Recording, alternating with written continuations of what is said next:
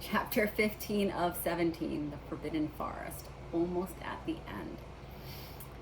Things couldn't have been worse. Filch took them down to Professor McGonagall's study on the first floor, where they sat and waited without saying a word to each other. Hermione was trembling. Excuses, alibis, and wild cover-up stories chased each other around Harry's brain, each more feeble than the last. He couldn't see how they were going to get out of trouble this time. They were concerned. How could they have been so stupid to forget the cloak? There was no reason on earth that Professor McGonagall would accept for their being out of bed and creeping around the school in the dead of night, let alone being up in the tallest astronomy tower, which was way out of bounds except for classes. Add Norbert and the invisibility cloak, and they would be packing their bags already. Had Harry thought that things couldn't have been worse? He was wrong. When Professor McGonagall appeared, she was leading Neville. "Harry," Neville burst out the moment he saw the other two. "I was trying to find you to warn you. I heard Malfoy saying he was going to catch you. He said you had a dread." Harry shook his head violently to shut Neville up, but Professor McGonagall had seen. She looked more likely to breathe fire than Norbert did as she towered over the three of them. "I would have never believed this of any of you. Mr. Filch said you were up in the astronomy tower. It's 1 o'clock in the morning. Explain yourselves." It was the first time Hermione had ever failed to answer a teacher's question. She was staring at her slippers, as still as a statue. "I think I've got a good idea of what's been going on," said Professor McGonagall. "It doesn't take a genius to work it out. You fed Draco Malfoy some cock and bull story about a dragon, trying to get him out of bed and get him into trouble. I've already caught him. I suppose you think it's funny that Longbottom here heard the story and believed it too?" Harry caught Neville's eye and tried to tell him without words that it wasn't true, because Neville was looking stunned and hurt. Poor blundering Neville. Harry knew what it must have cost him to try to find them in the dark to warn them. "I'm disgusted," said Professor McGonagall. 4 students out of bed in one night. I've never heard of such a thing before. You, Miss Granger, I thought you had more sense. As for you, Mr. Potter, I thought Gryffindor meant more to you than this. All 3 of you will receive detentions. Yes, you too, Mr. Longbottom. Nothing gives you the right to walk around the school at night, especially these days. It's very dangerous, and 50 points will be taken from Gryffindor." 50, Harry gasped. They would lose the lead that he'd won in the Quidditch match. 50 points each, Professor McGonagall said, breathing heavily through her long, pointed nose. "Professor, please, you can't. Don't tell me what I can and can't do, Potter. Now get back to bed, all of you. I've never been more ashamed of Gryffindor students." 150 points lost. That put Gryffindor in last place. In one night, they'd ruined any chance of Gryffindor had of getting the house cup. Harry felt as though the bottom had dropped out of his stomach. How could he ever make up for this? Harry didn't sleep all night. He could hear Neville sobbing into his pillow for what seemed like hours. Harry couldn't think of anything to say to comfort him. He knew Neville, like himself, was dreading the dawn. What would happen when the rest of Gryffindor found out what they'd done? At first, Gryffindor's passing the giant hourglass that recorded the house points the next day thought there'd been a mistake. How could they suddenly have 150 points fewer than yesterday? And then the stories started to spread. Harry Potter, the famous Harry Potter, their hero of 2 Quidditch matches, had lost all those points. Him and a couple of other stupid first years. From being one of the most popular and admired people at the school, Harry was suddenly the most hated. Even Ravenclaws and Hufflepuffs turned on him, because everyone had been longing to see Slytherin lose the house cup. Everywhere Harry went, people pointed, and didn't trouble to lower their voices as they insulted him. Slytherins, on the other hand, clapped as he walked past them, whistling and cheering. "Thanks, Potter, we owe you." Only Ron stood by him. "They'll all forget about this in a few weeks. Fred and George have lost loads of points points in all the time they've been here, and people still like them. They've never lost 150 points in one go, though, have they? Harry said miserably. Well, no, Ron admitted. It was a bit late to repair damage, but Harry swore to himself not to meddle in things that weren't his business from now on. He'd had it with sneaking around and spying. He felt so ashamed of himself that he went to Wood and offered to resign from the Quidditch team. Resign? Wood thundered. What good would that do? How are we ever going to get any points back if we can't win at Quidditch? But even Quidditch had lost its fun. The rest of the team wouldn't speak to Harry during practice, and if they had to speak about him, they called him the Seeker. Hermione and Neville were suffering too. They didn't have as bad a time as Harry because they weren't as well known, but no one would speak to them either. Hermione had stopped drawing attention to herself in class, keeping her head down and working in silence. Harry was almost glad that exams weren't that far away. All the studying he had to do kept his mind off his misery. He, Ron, and Hermione kept to themselves, working late into the night, trying to remember the ingredients in complicated potions, learn charms and spells by heart, memorize the dates of magical discoveries and goblin rebellions. Then, about a week before exams were due to start, Harry's new resolution not to interfere with anything that didn't concern him was put to an unexpected test. Walking back from the library on his own one afternoon, he heard somebody whimpering from a classroom up ahead. As he drew closer, he heard Quirrell's voice. No, not again, please." It sounded as though someone were threatening him. Harry moved closer. All right, he heard Quirrell sob. Next second, Quirrell came hurrying out of the classroom, straightening his turban. He was pale and looked as though he was about to cry. He strode out of sight. Harry didn't think Quirrell even noticed him. He waited until Quirrell's footsteps had disappeared. Then he peered into the classroom. It was empty, but a door stood ajar at the other end. Harry was halfway toward it before he remembered what he'd promised himself about not meddling. All the same, he'd have gambled 12 Sorcerer's Stones that Snape had just left the room. And from what Harry had just heard, Snape would be walking with a new spring in his step. Quirrell seemed to have given in at last. Harry went back to the library where Hermione was testing Ron on astronomy. Harry told them what he'd heard. "Snape's done it then," said Ron. "If Quirrell told him how to break the anti-dark forces spell." "They're still fluffy, though," said Hermione. "Maybe Snape's found out how to get past him without asking Hagrid," said Ron, looking up at the thousands of books surrounding them. "I bet there's a book here somewhere in all of this, telling you how to get past a giant three-headed dog." "So what do we do, Harry?"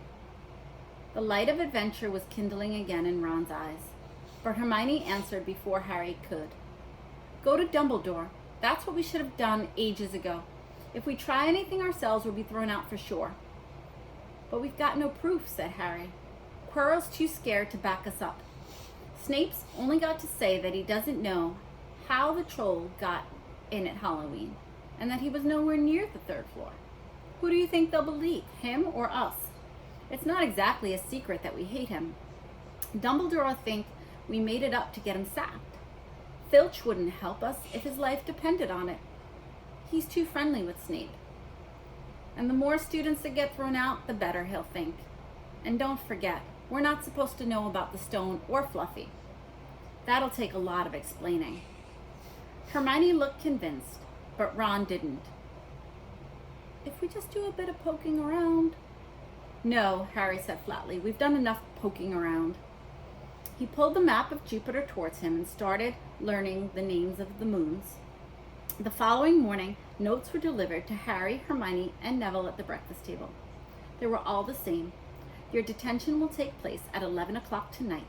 Meet Mr. Filch in the entrance hall. Professor McGonagall." 11 o'clock at night. It's not the kind of detention I would like, because I'd like to be asleep by 11 o'clock. Harry had forgotten they still had detentions to do in the furor over the points they'd lost. He half expected Hermione to complain that this a whole night of studying lost. but she didn't say a word. Like Harry, she felt she deserved what they'd got. At 11 o'clock that night, they said goodbye to Ron in the common room and went down to the entrance hall with Neville. Filch was already there, and so was Malfoy. Harry had also forgotten that Malfoy had detention too. "Follow me," said Filch, lighting a map, leading them outside. "I bet you'll think twice about breaking a school rule again, won't you, eh?" he said, leering at them. "Oh yes, hard work and pain are the best teachers if you ask me. It's just a pity they let the old punishments die out. Hang you by your wrists from the ceiling for a few days. I've got the chains still in my office. Keep 'em well oiled in case they're ever needed." "Right. Off we go. And don't think of running off now. It'll be worse for you if you do." They marched off across the dark grounds. Neville kept sniffing. Harry wondered what their punishment was going to be. It must be something really horrible, or Filch wouldn't be sounding so delighted. The moon was bright, but the clouds scuttling across kept them in the darkness. Ahead, Harry could see the lighted window of Hagrid's hut. Then they heard a distant shout. "Is that you, Filch? Hurry up, I want to get started." Harry's heart rose. If they were going to be working with Hagrid, it wouldn't be so bad. His relief must have showed on his face because Filch said, "I suppose you think you'll be enjoying yourself with that oaf. Well, think again, boy. It's into the forest you're going, and I'm much mistaken if you'll all come out in one piece." At this, Neville let out a little moan, and Malfoy stopped dead in his tracks. "A forest?" he repeated, and he didn't sound quite as cool as usual. "We can't go in there at night. There's all sorts of things in there. Werewolves, I've heard." Neville clutched the sleeve of Harry's robe and made a choking noise. "That's your problem, isn't it?" said Filch, his voice crackling with glee. "Should have thought of them werewolves before you got into trouble, shouldn't you?" Hagrid came striding down towards them out of the dark, Fang at his heel. He was carrying a large crossbow, and a quiver of arrows hung over his shoulder. "About time," he said. "I've been waiting for half an hour already." "All right, Harry, Hermione." "I shouldn't be too friendly to them, Hagrid," said Filch coldly. "They were here to be punished after all." "That's why you're late, is it?" said Hagrid, frowning at Filch. "Been lecturing them, eh? It's not your place to do that. You've done your bit. I'll take 'em from here." "I'll be back at dawn," said Filch, "for what's left of 'em," he added nastily, and he turned and started back toward the castle, his lamp bobbing away in the darkness. Malfoy now turned to Hagrid. "I'm not going in the forest," he said, and Harry was pleased to hear the note of panic in his voice. "You are if you want to stay at Hogwarts," said Hagrid fiercely. "You've done wrong, and now you got to pay for it." "But this is servant stuff. It's not for students to do. I thought we'd be copying lines or something. If my father knew I was doing this, he'd tell you that's how Hogwarts is," Hagrid growled. "Copying lines. What good is that to anyone? You'll do some more useful, or you'll get out. You'll do something useful, or you'll get out." The language for Hagrid is written a little bit differently, so sometimes it's a little bit difficult. You got to figure out what he's trying to say. "If you think your father rather you were expelled, then get back off to your castle and pack and go. Go on." Malfoy didn't move. He looked at Hagrid furiously, but then he dropped his gaze. "Right then," said Hagrid. "Now listen carefully, because it's dangerous, and what we're going to do tonight, and I don't want no one talking or taking any risks. Follow me over here for a moment." He led them to the very edge of the forest. Holding his lamp up high, he pointed down a narrow, winding earth track that disappeared into the light, into thick black trees. A light breeze lifted their hair as they looked into the forest. "Look there," said Hagrid. "See all the stuff shining on the ground? Silvery stuff? That's unicorn blood. There's a unicorn been hurt badly somewhere. This is the second time in a week. I found one dead last Wednesday. We're going to try to find the poor thing. We may have to put her out of its misery. And If whatever hurt the unicorn finds us first, said Malfoy, unable to keep fear out of his voice. There's nothing that lives in the forest that'll hurt you if you're with me or Fang, said Hagrid. And keep to the path. Right, now we're going to split into 2 parties. Follow the trail in different directions. There's blood all over the place. It must have been staggering around, since last night at least. I want Fang, said Malfoy, looking at Fang's long teeth. All right, but I warn you, he's a coward, said Hagrid. So me and Harry and Hermione will go one way, Draco, Neville, and Fang will go the other. Now, if any of us finds the unicorn, we'll send up a green spark, all right? Get your wands out and practice now. That's it. And if anyone gets into trouble, send up a red spark, and we'll all come find you. So be careful, and let's go. The forest was black and silent. A little way into it, they reached a fork in the earth path, and Harry, Hermione, and Hagrid took the left, while Malfoy, Neville, and Fang took the right. They walked in silence, their eyes on the ground. Every now and then a ray of moonlight through the branches above lit a spot of silver and blue blood on the falling leaves. Harry saw that Hagrid looked very worried. Could a werewolf be killing unicorns? Harry asked. Not fast enough, said Hagrid. It's not easy to catch a unicorn. They're powerful magical creatures. I never knew one to be hurt before. They walked past a mossy tree stump. Harry could hear running water. There must be a stream somewhere close by. There were still spots of unicorn blood here and there along the winding path. You all right, Hermione? Hagrid whispered. Don't worry. It can't have gone far if it's this badly hurt. And then we'll be able to get behind that tree. Hagrid seized Harry and Hermione and hoisted them up the path behind a towering oak. He pulled out an arrow and fitted it to his crossbow, raising it, ready to fire. The 3 of them listened. Something was slithering over dead leaves nearby. It sounded like a cloak trailing along the ground. Hagrid was squinting up the dark path. After a few seconds, the sound faded away. I knew it, he murmured. There's something here that shouldn't be. A werewolf, Harry suggested. That wasn't no werewolf, and it wasn't no unicorn either, said Hagrid grimly. Right now, follow me, be careful now. They walked more slowly, ears straining for the faintest sound. Suddenly, in a clearing ahead, something definitely moved. Who's there? Hagrid called. Show yourself. I'm armed. And into the clearing came. Was it a man? A horse? To the waist, a man with red hair and a beard. But below was a horse's gleaming chestnut body and a long reddish tail. Harry and Hermione's jaws dropped. Oh, it's you, Ronan, said Hagrid with relief. How are you? He walked forward and shook the centaur's hand. Good evening to you, Hagrid, said Ronan. He had a deep, sorrowful voice. Were you going to shoot me? Can't be too careful, Ronan, said Hagrid, patting at his crossbow. There's something bad loose in the forest. This is Harry Potter and Hermione Granger, by the way. Students from up at the school. And this is Ronan, you two. He's a centaur. We'd noticed, said Hermione faintly. Good evening, said Ronan. Students, are you? And do you learn much up at the school? A bit, said Hermione timidly. A bit. Well, that's something. Ronan sighed. He flung back his head and stared at the sky. Mars is bright tonight.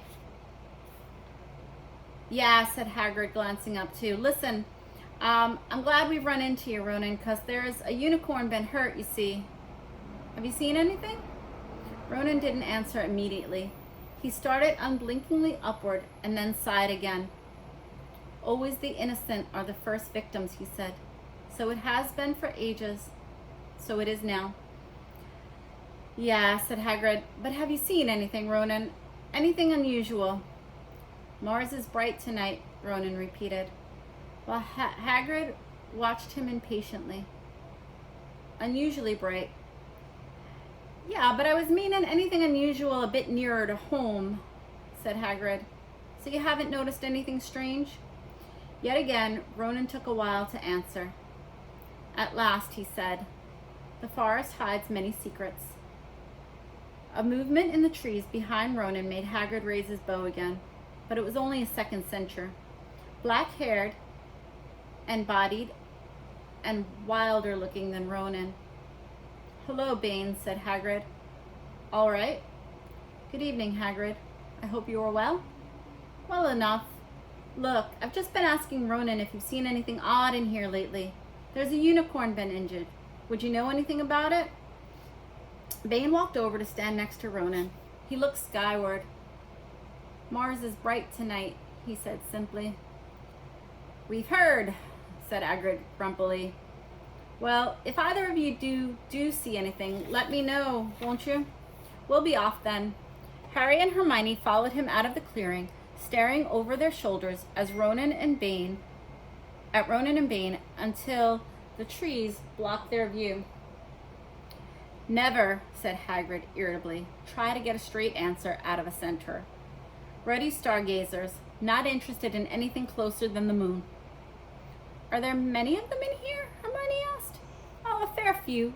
Keep to themselves mostly, but they're good enough about turning up if I ever want a word. They're deep, mind, centaurs. They know things, just don't let on much."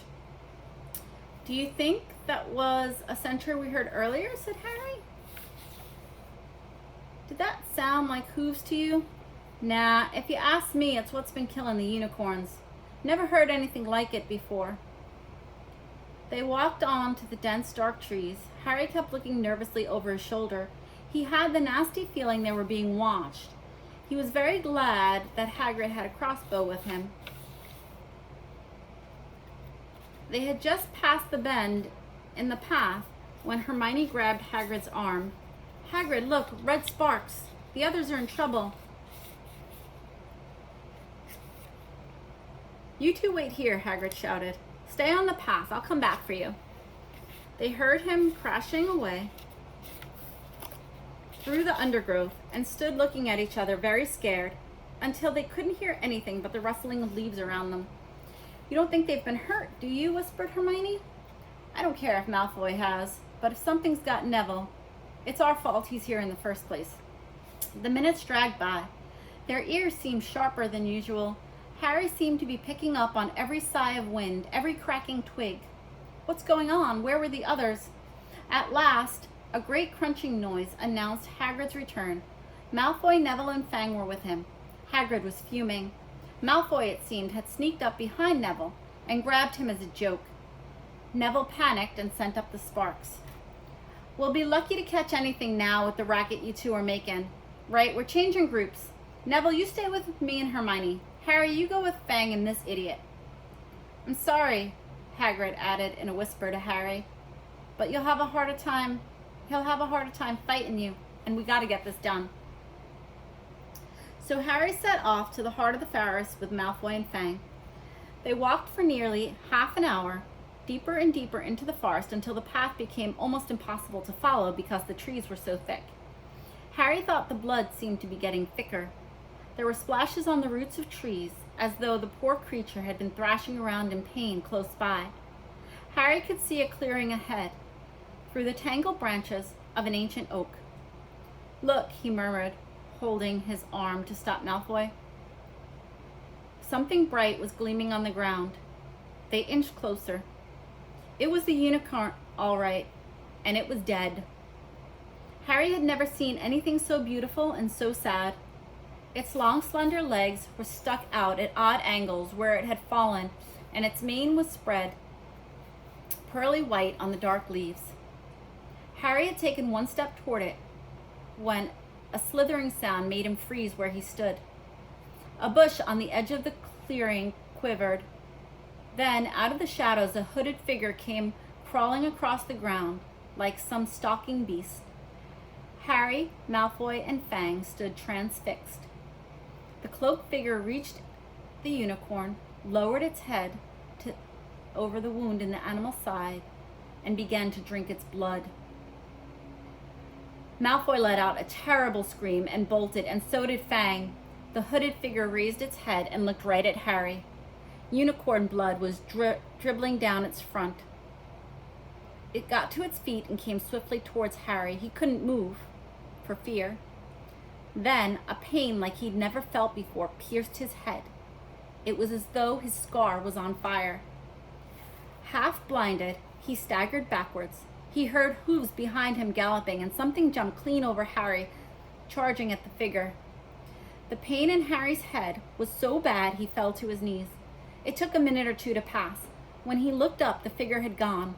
A sentry was standing over him. Not Ronan or Bane. This one looked younger, and it had white blonde hair and a palomino body. "Are you all right?" the sentry said, pulling Harry to his feet.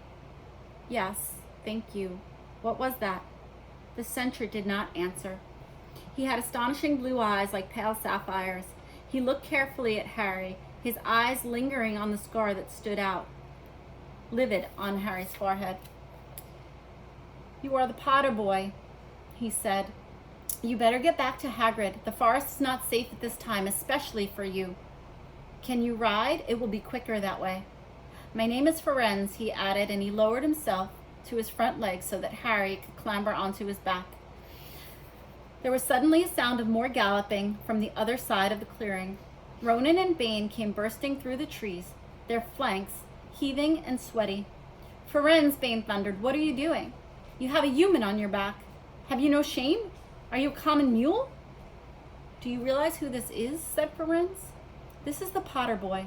The quicker he leaves this forest, the better." "What have you been telling him?" growled Bane. "Remember, Ferenz, you were sworn not to set ourselves against the heaven. Have we not read what is to come in the movements of the planets?" Ronan pawed around the ground nervously. "I'm sure Ferenz thought he was acting for the best," he said in a gloomy voice. Bane kicked back his legs in anger. "For the best? What has that to do with us? Sentries are concerned with what has been foretold. It is not our business to run around like donkeys after stray humans in the forest." Ferenz suddenly reared onto his hind legs in anger, so that Harry had to grab his shoulders to stay on. "Do you not see that unicorn?" Ferenz bellowed at Bane. "Do you not understand why it was killed? Or have the planets not let you in on that little secret?"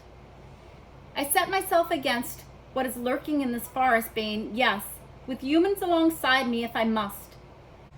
And Ferenz whisked around, with Harry clutching on as best he could. They plunged off into the trees, leaving Ronan and Bane behind them. Harry didn't have a clue what was going on. "Why is Bane so angry?" he asked. "What's the thing you saved me from, anyway?" Ferenz slowed to a walk. He warned Harry to keep his head bowed in case of low-hanging branches. But he did not answer Harry's question. They made their way along the trees in silence for so long that Harry thought Ferenz didn't want to talk to him anymore. They were passing through a particularly dense patch of trees when Ferenz suddenly stopped. "Harry Potter, do you know what unicorn blood is used for?" "No," said Harry, startled by the odd question. "We've only used the horn and the tail hair in potions." "That is because it is a monstrous thing to slay a unicorn," said Ferenz. "Only one who has nothing to lose and everything to gain would commit such a crime. The blood of a unicorn will keep you alive, even if you are an inch from death, but at a terrible price.